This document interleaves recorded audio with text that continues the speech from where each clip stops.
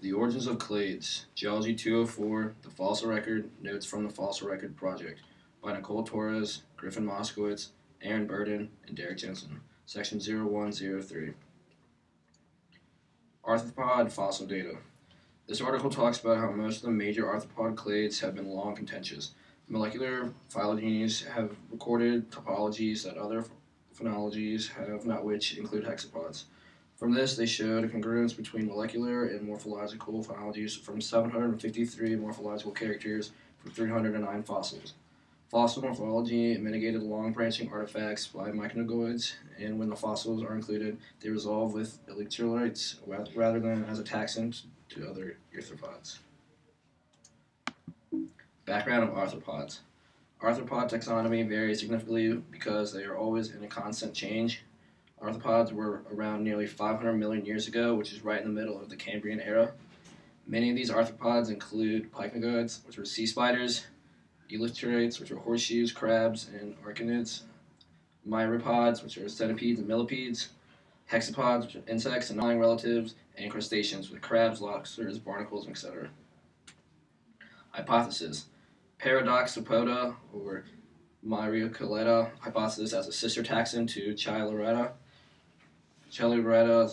and or Mandibulata hypothesis with a clade composed of electrolytes and pycnoids as a sister taxon to Mandibulata.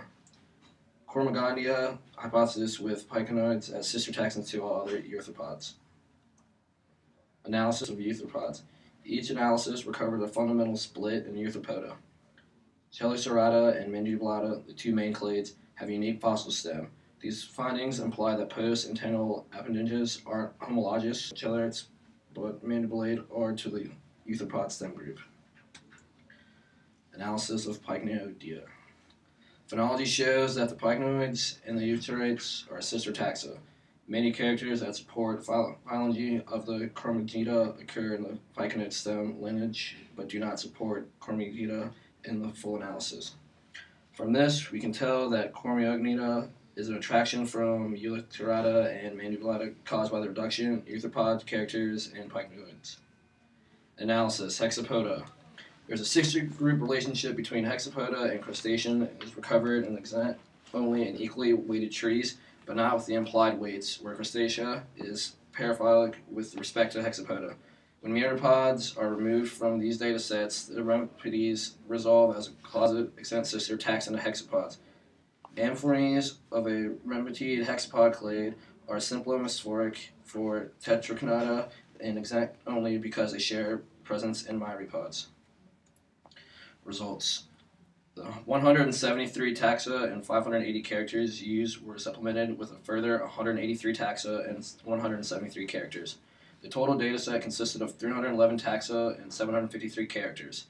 Of the 311 taxa, 2 represented non-paranthropod ecodozoans, which are Carythinidates and Pirie, and were used as universal outgroups, and 25 represent non-arthropod Paranthropoda, including 2 extant tardigrades and 2 extant onychophorans. The remaining 284 arthropods include 194 fossils and 90 extant exemplars, 3 pycnoids, 2 electrolytes, 3 myriapods, 13 hexapods, and 40 crustaceans. Dryopithecines, Darwin, De Bonis, and the European origin of the African apes and human clade. The article talks about the hominins originating from Europe, the human clade and African apes, and the evolutionary changes and characteristics.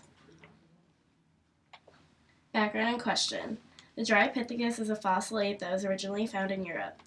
For the purpose of this paper, the importance of the Dryopithecus is that after being analyzed, it was found to be strikingly similar to African apes. Hominins are representative of both the African ape and all human clade members. The first hominins were found in Europe around 9 million years ago. The paper will analyze the fossil record of hominids by way of discussing more information about the origin of hominins. The big question is Europe relevant in studying the evolutionary history of both hominin and African apes? Analysis. To test the question, scientists studied the crania of different varieties of Dryopithecus. In the image, you see a variety of partial crania, which has made the diversity among Dryopithecus much clearer, which suggests that there are separate genera for each sample. Also observed is the general body size, the teeth and the incisors, and the frontal sinus of the European hominins and Drypithecus. The studies found that Europe is relevant to hominin origins because it is likely where hominins had a lot of evolutionary changes before returning to Africa. Results and conclusion. European hominins diversity parallels recent hominin diversity. The impact it has on our evolution is to give us an ecological and temporal context. The fossil record from Europe indicates that it is likely that hominins evolved from the early middle Miocene taxa. The studies found that our close relative was most likely from Europe or Western Asia or Africa. Some of the major changes from our common ancestor are positional behavior, dietary adaptations, body size, and brain size. Our similarities stem from the capability of adjusting to changing environments and behavioral adaptations. Correlates and diversification in the plant clade Dipsacales, geographic movement and evolutionary innovations. In this paper, different patterns of diversification are looked at within the two plant families, Donoghue and Valerianaceae, both of which are within the order Dipsacales. In order to study such patterns, scientists calculated interrelationships between factors such as the clade's migrations into new areas, morphological changes, as well as shifts in rates of diversification. Background. According to the APG3, or Angiosperm Phylogeny Group 3, released in 2009, the order of Dipsacales now belongs under the Campanilids clade. The two families focused on within this paper, Donoghue and Valerianaceae, would then fall under the order Dipsacales. These are all a part of flowering plants, otherwise known as angiosperm. Angiosperm is considered to be one of the youngest of plant divisions. With their known origins being found in the early Cretaceous, angiosperm fossils are found about 130 million years ago, compared to the first land plants occurring about 450 million years ago. The family Donoghue, which tends to be more woodsy and herbaceous, consists of about 5 genera and 200 species, while the family Valerianaceae, known more for their strong odors and tendencies to be herbs or low shrubs, has about 10 genera and more than 400 species. To the right is one of the most common members of Dipsacales, known most commonly as honeysuckles. Question being tested and hypothesis.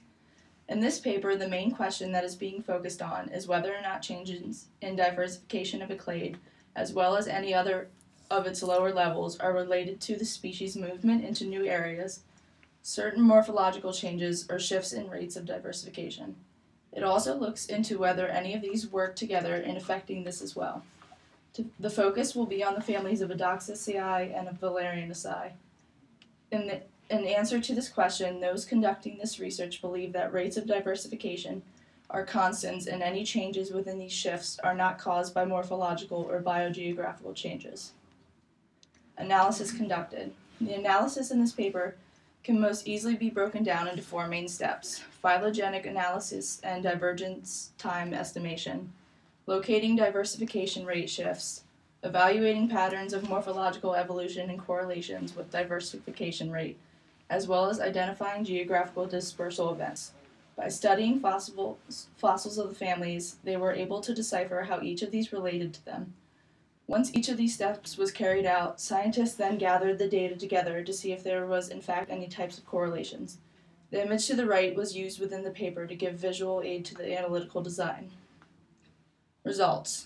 The findings suggest that there is in fact a correlation within these factors, even though morphological changes did have a slight effect on the diversification rate.